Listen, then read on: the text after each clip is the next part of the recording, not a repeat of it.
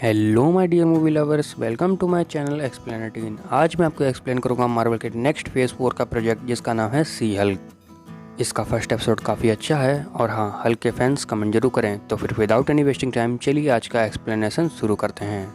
दोस्तों, first episode का नाम है a normal amount of rays. तो एपिसोड की शुरुआत होती है और हम देखते हैं जेनिफर वॉल्टर्स को, जो अपने नेक्स्ट केस की प्रिपरेशन कर रही होती है।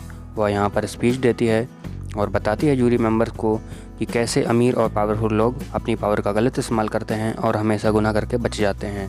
इसमें उसका साथ दे रहे हैं उसके असिस्टेंट निकी और उसका कलीग डेनिस, जो कि पैरालीगल है।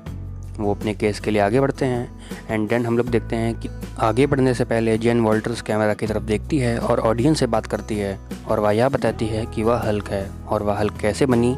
यहाँ वो पूरी कहानी फ्लैशबैक में बताना शुरू करती है।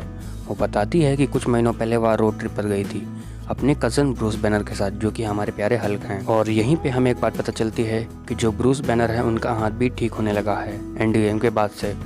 प्लस उन्होंने एक डिवाइस बनाई है जो कि उनको उनके ह्यूमन फॉर्म में ही रखती है, यानी कि अगर उन्होंने उस डिवाइस को निकाला तो वह वापस प्रोफेसर हल्क या स्मार्ट हल्क बन जाएंगे।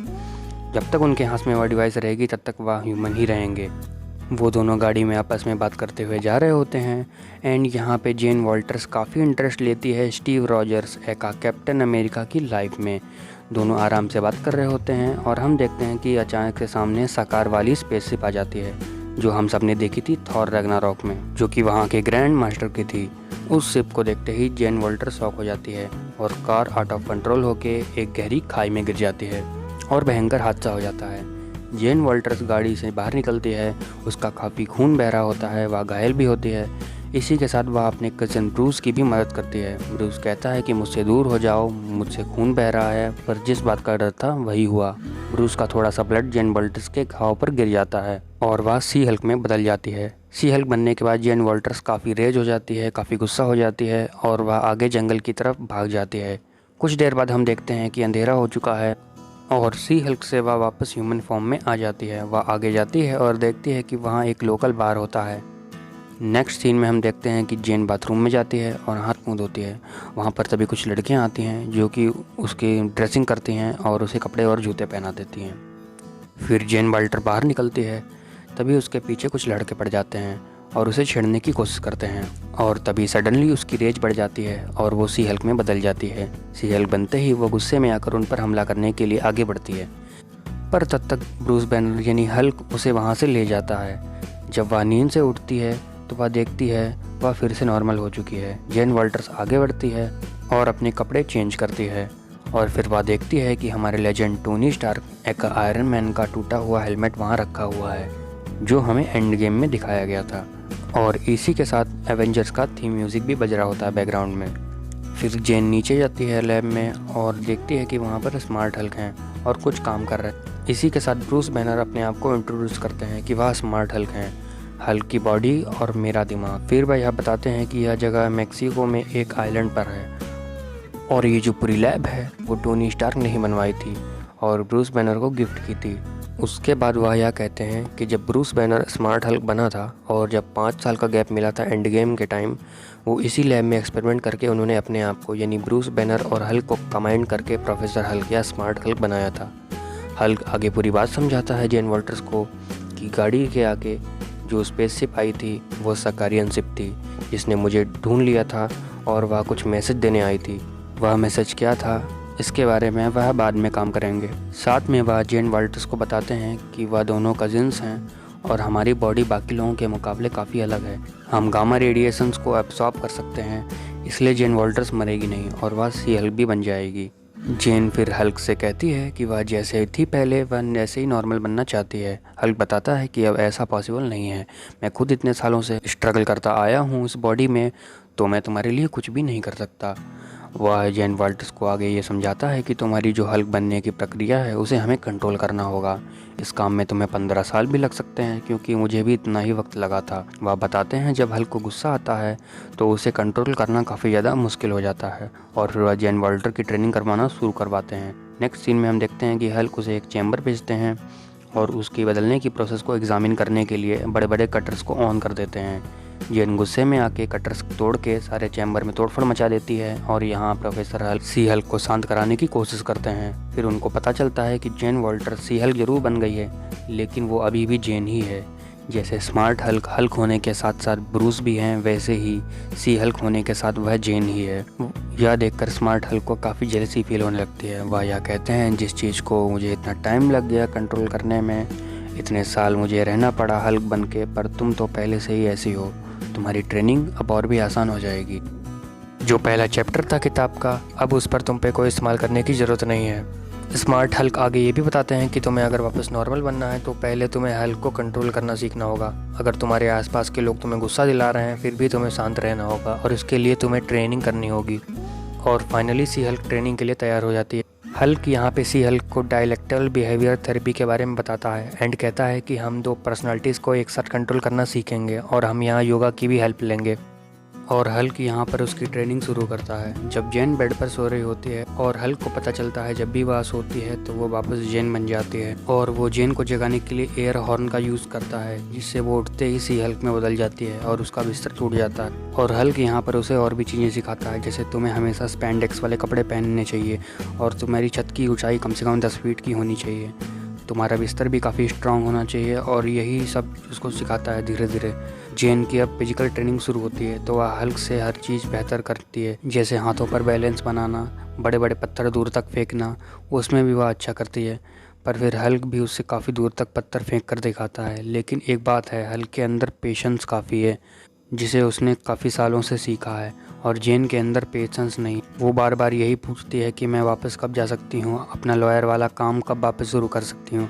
तो हल्क उसे यही समझाता है कि इन सब चीज़ों में अभी उसे टाइम लगेगा। जब तक तुम पूरी तरह रेडी नहीं हो जाती इस बॉडी को लेकर, जब तक सेटिस्फाइड फील नहीं होता, तब तक तुम्हें ट्रेनिंग करनी होगी। सी हल्क काफ़ी नाराज़ हो जाती है क्योंकि उसकी लाइफ की पूरी तरह से बैंड बज चुकी है। अब उसे हल्क बन के ही रहना पड़ेगा। और अब हल्क यह कहता है कि अब तक मैंने सिर्फ तुम्हें इस बॉडी के साइड इफ़ेक्ट्स ही बताए हैं, लेकिन इसके फ़ायदे भी हैं। फिर वह यह बताता है कि हमारी बॉडी दारू के पूरे पूरे खंबे पी सकती है, खंबा दारू दारू, और इससे हमें नशा भी नहीं होगा। फिर वो बहुत सारी अल्कोहल पीते हैं। इसी बीच ब्रूस बैनर टोनी को याद करता है। वह कहता है कि ये पूरा बार मैंने ही बनाया था और टोनी भी यहाँ बैठकर पीता था और हम दोनों लोग यहाँ बैठकर स्टीव रॉजर्स की बुराइयाँ करते थे। नेक्स्ट सीन में हम देखते हैं कि स्मार्ट हल्क उसे मेडिटेशन करवाते हैं और बताते हैं तुम्हें अपने अंदर के गुस्से पर कंट्रोल करना होगा ताकि तुम्हारे इमोशंस बाहर ना निकल सकें। और जेन वॉल्टर्स यह बताती है कि वह अपनी आम जिंदगी में भी लगातार गुस्से को कंट्रोल करते हुए आई है, अपनी पर्सनल और निजी लाइफ में भी यह बताते हुए कि उसे जज्बात बाहर निकलते हैं और वह जेन वॉल्टर्स से सी हल्क में बदल जाती है। और यह बताती है कि मुझे भी गुस्सा आता है पर मैं कंट्रोल कर लेती हूँ। फिर वह सी हल्क से नॉर्मल इंसान बन जाती है। तो इस चीज़ में वह हल्क से बेटर है और इस बात पे हल्क को बुरा लगता है क्योंकि जिस चीज़ को वो कंट्रोल करने में उसने इतने साल लगा दिए हैं उसमें वह एक्सपर्ट है। और यह इसलिए पॉसिबल है क्योंकि जो उस पर ब्लड गिरा था वो स्मार्ट हल्क का था, इसलिए जेन को इसमें ज़्यादा फ़ायदा हो गया, इसलिए उसे एग्रेसिव हल्क नहीं बनना पड़ा। वह डायरेक्ट स्मार्ट हल्क और सी हल्क बनी।